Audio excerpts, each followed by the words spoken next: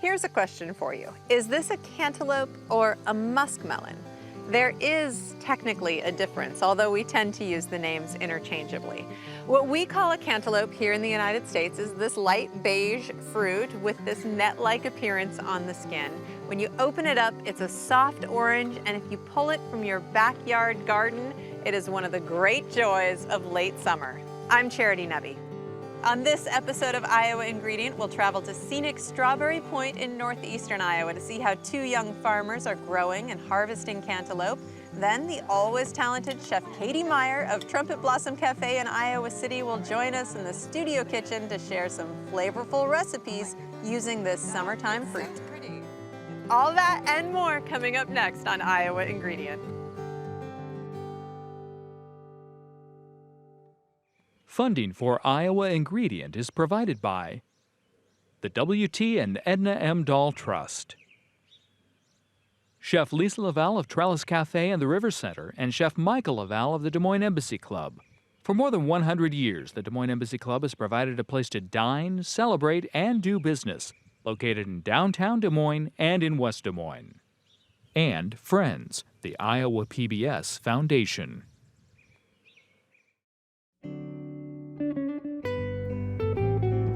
Just put that on the side. And just add some more cantaloupe flavor to... Chef Katy, you've done it again. Thank you so much. Try that. Cheers.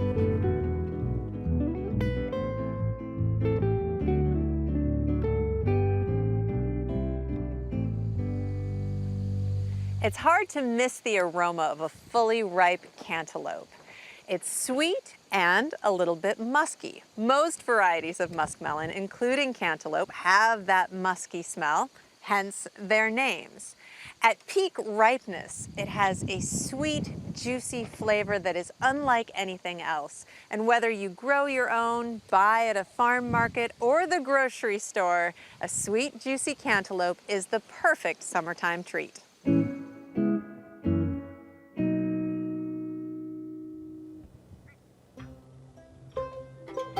Farming is a tough job. There's no denying that. It's hot, labor-intensive, and you never know what the weather will hold. But starting out as a new farmer presents a whole different set of challenges. If there's one thing we've learned at Iowa Ingredient, it's that there's no shortage of young, ambitious, and tenacious farmers out there. People who believe in growing local, fresh food. Just outside of Strawberry Point in northeastern Iowa, you'll meet two farmers doing just that. I remember them saying, you don't just do this, like on a whim. And we were kind of like, well, that's kind of what we're gonna do, Yeah, but... we did just do it. So this was all like based on what Jake remembered from his mom's garden, experimenting. McGrill Family Farm is a young, we've been doing this about 2 years, farm operation. This is always really grassy too. We raise grass-fed Angus beef, produce vegetables, maple syrup. We raise some chickens and some pigs. We do a little bit of a lot of different things. The idea was like, let's learn to grow our own food. We've got those raised beds behind this water tank. Those are strawberries. Because we had been pretty conscious about the food choices we were making when we didn't live on a farm. Yeah, they're pretty. And so we thought, let's practice making that happen ourselves and then see if we can sell it. But then it kept growing. It kept building into social media, into a website, into Several farmers markets. And Yeah. so it's just grown from there. Jake and Laura grow a wide variety of foods in their garden, from tomatoes and beans to sunflowers and cantaloupe. Like the same kind of fruit as you would expect. And then this end, they're another variety. These are more of like what you'd see in the grocery store. Cantaloupe is rarely bothered by pests and disease, so it's a good choice if you're starting out with your own garden. One of the biggest challenges to growing cantaloupe is space. Well, I think we planted just maybe a week or two after the last frost.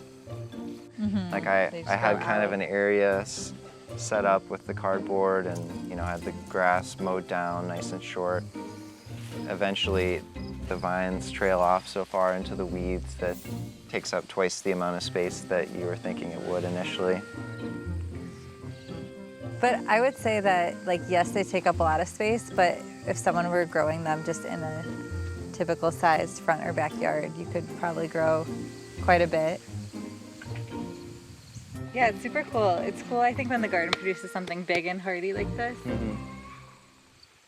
Melons need to ripen fully on the vine. They do not ripen well after they're harvested. There are many telltale signs that indicate when it's time to harvest. The fruit should slip easily from the vine, and the blossom end should feel soft to the touch. If the fruit is ripe, the netting on the surface should also noticeably stand out. They turn from this kind of a green color to like a white or yellow cream color. And then ours also, once they started to get ripe, they'd start to develop some small cracks around the outside, like they're just bursting with juice. And then you can also just smell it. You walk over by the melon patch and you're like, oh, there must be one that's ripe around here, because you can just, it's a strong aroma and it kind of makes a cloud around the whole patch. Cantaloupe really is a staple in gardens. As Jake and Laura show, the work you put into your garden reaps many rewards. Like, it's been a lot of work, it's been difficult at times. Fruits of our labor. Like if small farms like this really want to make a comeback or compete with alternatives for food production, I think we need to work together. But we've had a lot of support from family and friends and from our customers, the people that buy from us. We get a lot of positive feedback. And then it has us tell our story, and then once we tell it, we remember, like, how and why we got here.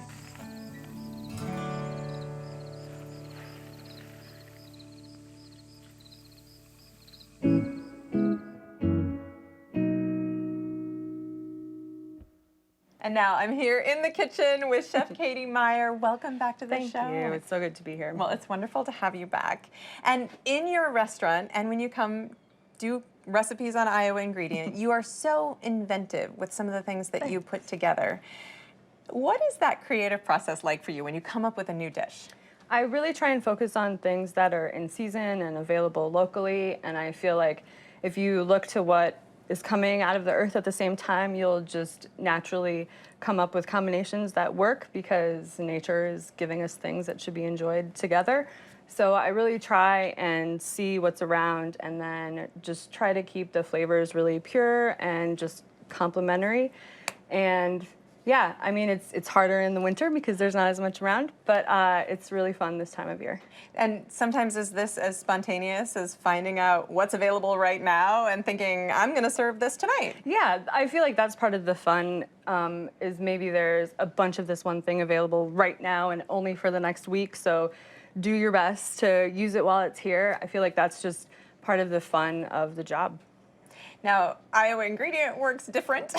We call you and we're like, Katy, here's this specific ingredient. Can you come up with a recipe? Today we're going to be cooking with cantaloupe, which must be a real challenge. But what is that like to start with?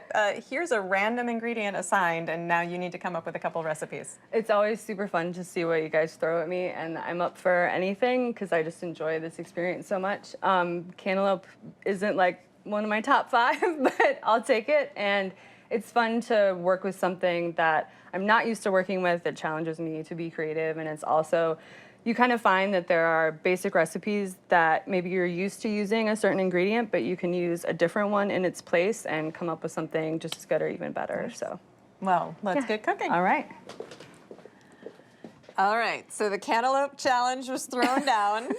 What are you going to make first? So we are going to make a cantaloupe spice bread. Ooh. That, thanks to one of my cooks who told me it's basically just zucchini bread, which it is. So that's good. But it's a accessible. a new spin. Yes. All right. So it's just going to be a basic recipe, kind of a sweet bread recipe. But first we're going to grate the cantaloupe.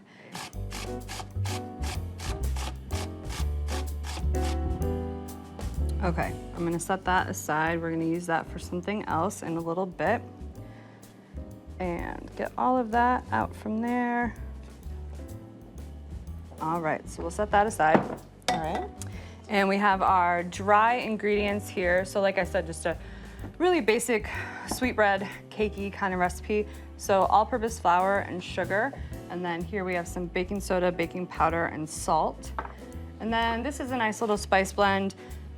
Cinnamon and ginger, and then cardamom is one of my favorite spices, and I kind of put it in everything. So there's some cardamom in there too, but not too much. So those are our dry ingredients, and then for our wet ingredients, do you have a bowl for me possibly? I do have a bowl for Great. you. Thank you. And since we're not using an egg or any eggs, we're using flax meal, and it's mixed with a little water, and then you let it sit for a little while and it thickens up, and it's just a nice plant-based binding agent. And then we have some just regular vegetable oil and some lime juice. And then some maple. And then this could be plant milk. It's actually vanilla soy creamer. It's kind of one of my secret, not so secret baking ingredients. It's also one of the things that I just love, so. And was that vanilla? That was vanilla, thank right. you. A little bit more vanilla, yep. So just mixing these wet ingredients, making sure that that flax is all mixed up in there. I'm gonna use my whisk. And then we'll add the wet to the dry, and then we'll add in the cantaloupe. And we have our oven preheated to 350. This is gonna make 2 little loaves of bread. It freezes beautifully, so I figure since you're making it, you might as well make 2 loaves and freeze 1.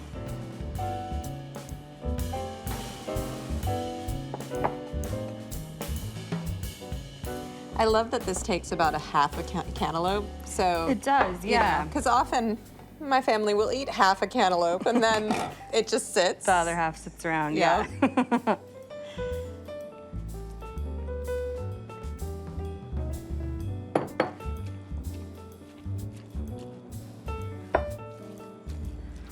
All right, so we are gonna mix this all together and make sure we get all of those dry ingredients mixed in with the rest of the dough. And it's starting to smell really good. This is, and the sort of the spice mixture is something I'm used to, and then put the cantaloupe in there, it's unusual. Yeah, it is, it definitely is.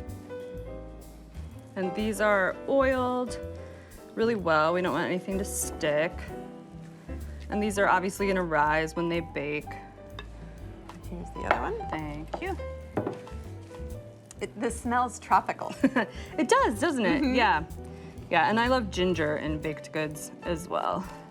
And cinnamon, I feel like you just have to put that in any kind of cookie or bread situation. All right. So that looks pretty evenly divided. And then if you want to open the oven for me, I will do that. I will come over with these loaves.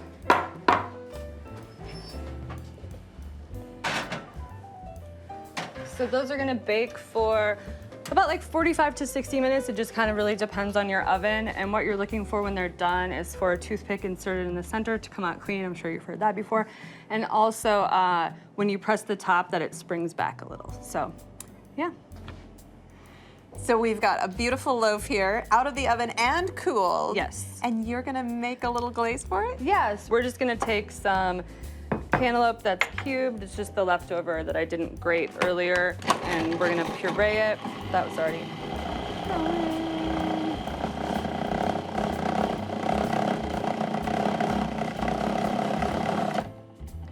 and we do want it to be almost like, not liquefied, but we don't want it to be chunky at all, because this is basically This will be smooth. standing in for some of the liquid that you would make powdered sugar glaze with, Sure. which is exactly what we're doing. Just have a bunch of powdered sugar here, and then we're gonna add this directly to the powdered sugar. Pay no attention to the large amount of powdered sugar that we're using. I'm not. My children would wholeheartedly approve, I can tell you that though. And then we're gonna add some lime juice. I feel like lime and cantaloupe go really well together. And then hopefully this will kind of be what we want. Nice.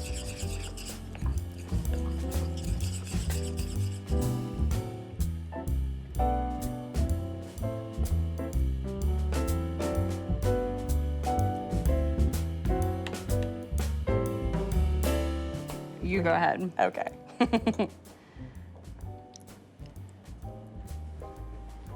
Oh, wow. It is very tropical. Mm-hmm. And that glaze is that's so really good. bright. You get the Yeah. lime too in there even. Absolutely. Thank you so much, Katie. My pleasure.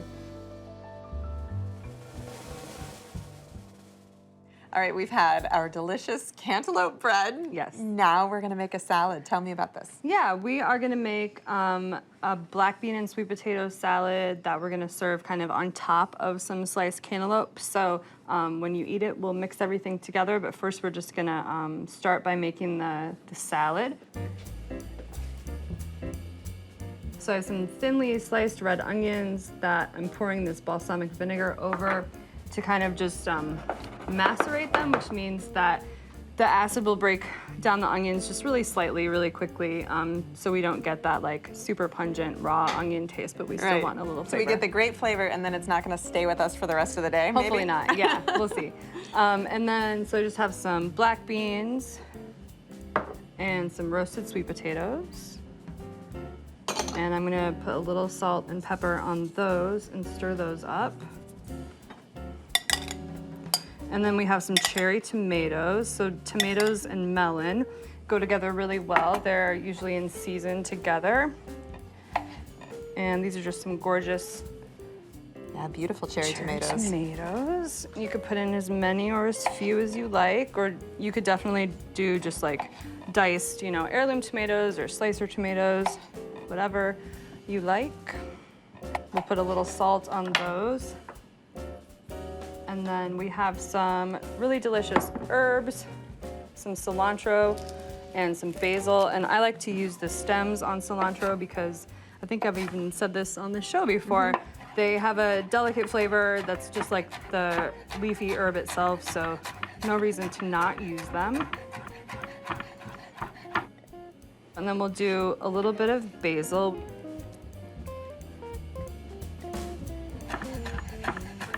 Ooh, I love basil. All right, so then I have a fresh lime that we're gonna zest, because I love citrus, especially with melon.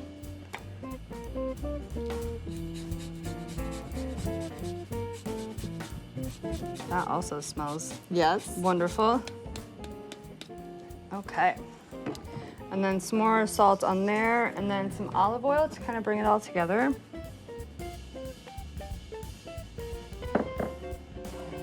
Give everything a good stir, lots of pretty colors in there. Now this looks like something you could serve immediately, but also if you let it sit, the flavors would really meld, wouldn't Yeah, definitely. You could make this ahead of time. You could store it in the fridge overnight. Yeah, or you could eat it right away. it? Which we'll do. Yes. So now I'm gonna just slice up some of this melon to put on the plate. Thank you.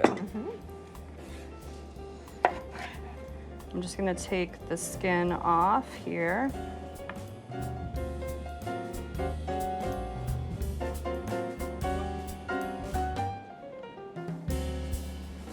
Okay, so then we have some nice slices, and we don't want these to be super thick. We want this to be kind of delicate on the plate. But again, nothing, you don't have to be really precise about it. And then we'll kind of just fan these out like that, and we'll put just like, 3 grains of salt, just a touch. 1, 2, 3. There we go. Done. Oh my gosh, I forgot the onions. Look at that. Okay, so then we'll throw in. But onions can go in at any time. But yeah, and the longer those sit, the kind of better it is for everything. So it's good that we forgot them, that I Exactly. forgot them. That was a plan. Yep, always a plan. All right, and then I'm just gonna plate it Oh my goodness. like that. And It's then so pretty. It gonna- looks so sophisticated. just dress it because up a little bit? I have to. So I have some fresh herbs. I have to do a little like, just for the camera. There we go. That just looks amazing. Thank you. Let's give it a try. All right. So make sure you get Yeah, I gotta get some melon in there, Melon. right? I want everything.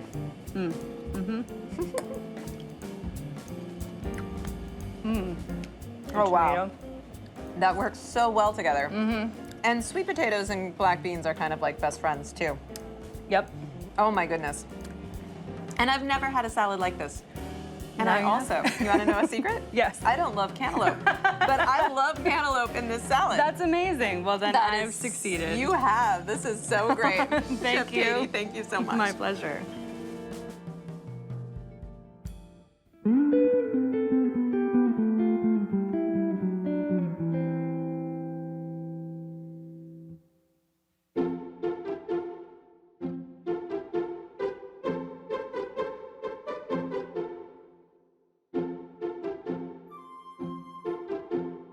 I think it's a thing that not a lot of people make. You know, it's a traditional thing, but maybe hasn't always been passed down to our generation. We talk about like pie communicates hospitality, and I think there's something welcoming about it. And so I think that's kind of what we hope to represent in our program too.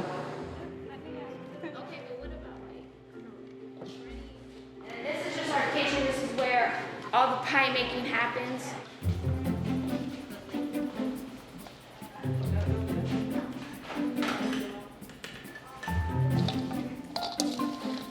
TriPie is a teen employment program for high school girls. We hire students from Waterloo and Cedar Falls to make pie as a first job experience.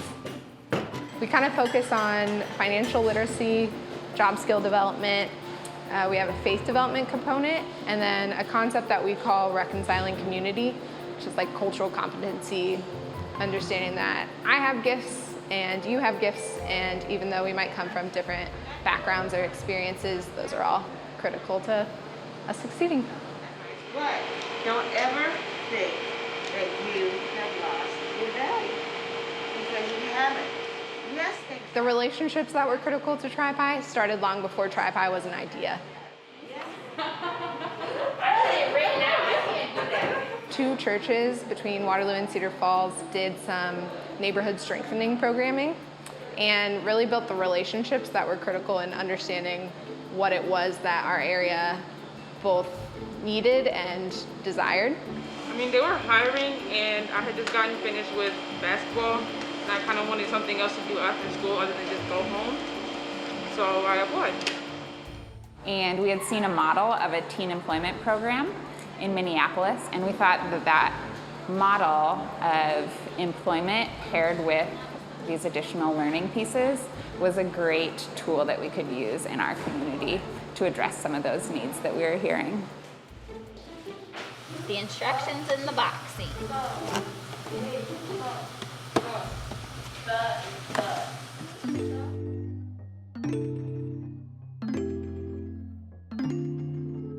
I started freshman year of high school.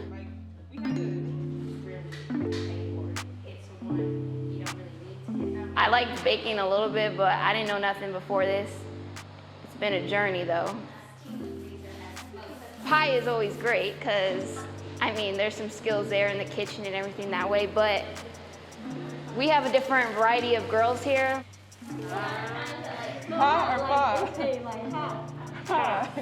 Some of them are immigrants and we learn from them and their journey here to America, or just from different schools. Like I said, for some girls are from CF, I really wouldn't have talked to them before if they weren't coming to TriPie and learning their experience and just being able to break down some of the barriers that Waterloo and CF have with each other.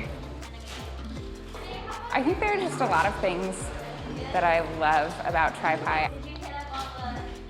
I think our team is just really fun. It's really great to meet all the students and to see the unique gifts and strengths that they bring to our team and to watch them connect with each other. I really love the job piece of our program. So using a job as a tool to equip them for their futures. You know, as they work, they're able to recognize the gifts that they bring and recognize those in each other, and really have a space to use those gifts that we see in them. So, yeah, and baking is fun too. I think pie is fun, so.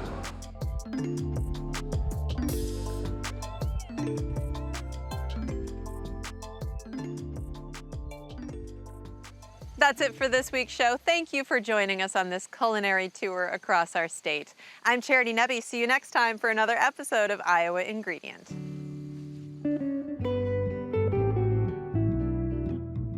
Keep in mind that circumstances are always changing, so please take a moment to check ahead if you're planning to visit a restaurant, farm, or event featured on the show.